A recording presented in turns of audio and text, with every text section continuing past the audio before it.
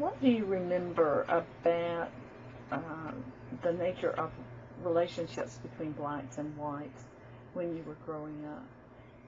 Well, my mother had two black women who were her very dear friends. One had worked for her before the Depression hit, and as soon as she had money to pay for help. And then the other one was the friend of that one, and they were both Methodists. So of course Mother was interested in their church, and she taught two of their teenage members to play the piano so they could play hymns.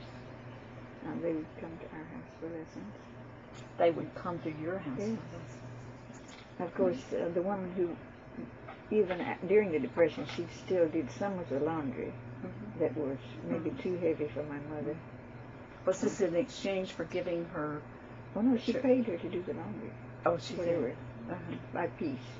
But and she would come and bring the laundry and sit down and read the paper. She was sort of like a member of the family. I mean, to me. And when she died of cancer, I was at MSCW and I was broken-hearted. What was her name?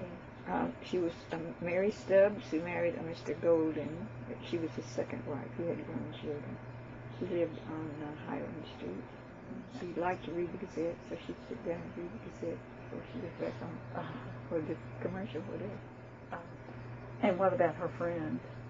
She was married to a man who worked for the railroad, so she had a better income. She didn't have to work. Which street did your mother's friend live on? Highland. That was North Street. Excuse me. Was that in a black section of town?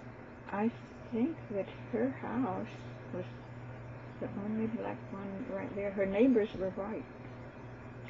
She was a very good friend of Mrs. Lawrence Bennett. Some people were very formal with their help, but we were not really. Who were the people who were very formal?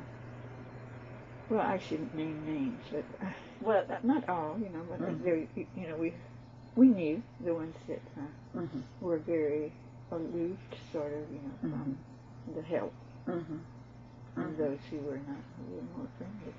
In fact, we were very angry when Hetty, Mary's good friend, that came. She always baked cakes, coconut cake and a caramel cake for my mother at Christmas, or when we would have reunions.